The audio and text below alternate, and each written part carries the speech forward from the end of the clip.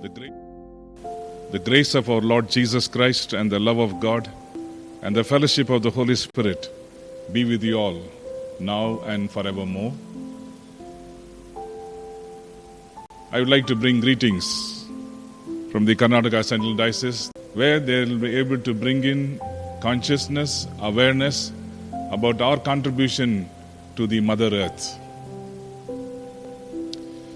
The foods we eat and the air that we breathe, the water we drink and the climate that makes our planet habitable, all come from this nature. Yet these are exceptional times in which nature is sending us a message. When the message comes to us, it is for us to really understand whether we are in a position to listen to these messages. The messages tell us to care for ourselves. In order to understand the message, we need to take care of the nature. It is time to wake up, to take notice, to raise our voices. It's time to build back better for people and planet. It's time that we concentrate on the nature that God has given us freely. Nature is sending us a message through this coronavirus pandemic and the ongoing climate crisis. According to the UN Environment Chief Inger Anderson, he says that humanity had been placing too much pressures on the natural world with damaging consequences, and warned that failing to take care of the planet meant not taking care of ourselves. We are just finished off our lockdown, and the whole world has gone through a standstill. There are negative and positive impact of COVID-19. From today's perspective, we understand that COVID-19 also has a very positive impact. Number one, the air quality. After the lockdown was put in place in many countries, there was lesser traveling done by people, whether it be by their own cars or by the trains or by flights. So there was a lockdown of all the traveling. Even industries were closed down and not allowed to function. This in turn led to the pollution in the air dropping significantly, as there was marked decline in nitrous oxide emission. So we see a better quality of air in many of our own important metro cities. The water quality has increased. In other words, since there were no boats, whether they be fishing or pleasure ones, plying on the rivers and waterways, the water has cleared up. In areas like Venice, the water became so clear that the fish could be seen and there was better water flow.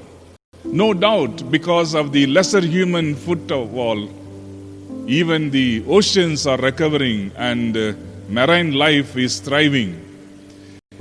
In our own country, the Uttarakhand Pollution Control Board water from Hariki Puri in Haridwar was tested, and the results from the test reveal that the water here had been classified as fit for drinking after chlorinization.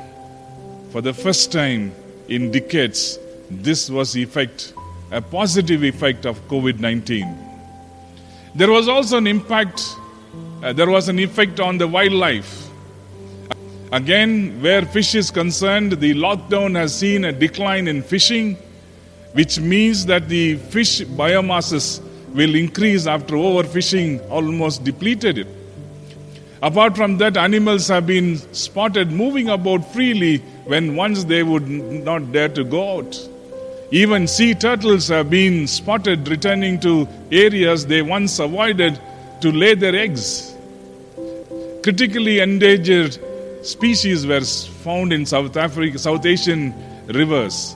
And we are able to see the dolphins, also known as Ganges dolphins, have been spotted back in Ganges River after 30 long years. Due to the reduced pollution in water, the South Asian river dolphins have been spotted. at various places in Kolkata. The number of flamingos increased in Mumbai, telling us we have given them the space for them to fly. There was also great effect on vegetation. Plants are growing better because there is cleaner air and cleaner water, and because yet again there is no human interference. God is speaking to us, but are we listening? Here are some of the suggestions on this day when we observe the World Environment Day. The Mother Earth is speaking to us and we are not able to listen. But God is speaking to us today. Mirror your circumstances with the truth of God's word. God will never contradict himself. He will never speak to us even through our circumstances in a way that will contradict his written word. But God is speaking to us when the whole nature is going through a turmoil. Grasshoppers coming into the land, the crows coming and attacking. There is a whirlwind that's devastating the whole world, and very especially yesterday, the city of Bombay had to go through heavy torrential rains, and there is a total climatic change that is happening around. But are we willing to listen to the voice of God? God uses people to confirm his voice. Even circumstances in our own experiences, God often sends people into path to confirm his will for our life. Are we willing? Recognize that God operates from a plan. In Proverbs chapter 16 and verse 9 says, "In his heart a man plans his course, but the Lord determines his steps." In other words, God has a plan. Am I willing to listen to God's plan? Looking back in our own lives, God has scripted our lives, and it is only for me to understand. Examine your circumstances in the light of God's overall plan. Now, if you turn with me to the book of Jeremiah chapter 29 and verse 11, "For I know the plans I have for you, declares the Lord, plans to prosper you and not to harm you, plans to give you hope and a future." And this took nearly 70 years to get there. Many times our plans are so short-lived, we are not able to really understand. When we look at our own life over time, we'll be able to see what God has been doing. Don't allow circumstances to keep you from hearing or obeying God. The circumstances pressurize you so much. The situation pressurizes you. That's why Apostle Paul in 1 Corinthians 16, 8 and 9 says, "But I will stay on at Ephesus until Pentecost, because a great door for effective work has opened to me," says Apostle Paul. Wait for God's time. Ask God to show you his perspective on the circumstances. "You will seek me and find me when you seek me with all your heart," Jeremiah 29:13. So you need to really understand what is God's plan and how he can speak to me. Remember, God's primary desire in speaking is for eternal purposes. COVID-19, lockdown, everything came to a standstill. We were able to listen to the chirping of the birds. We were able to listen to many new birds which were coming into our premises, and they were chirping. We were able to listen to those chirping sounds telling us, we need the space. You do not come and occupy all the space. So the birds of the air, they need to be given the space. The water needs to be given the space. And everyone in the world that God has created to be given the space. If they can cry, are we hearing? Hearing from God is critical for the children of God to know God's will for our life. So the circumstantial evidences, the things that people talk to us, and the things that we see in the world, everything pointing to us that God is still in control. Are you in a season of trying to hear from God?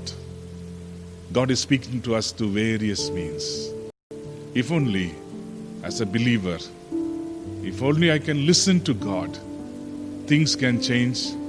What is normal before COVID-19 is no longer normal now. Everything seemed to have changed.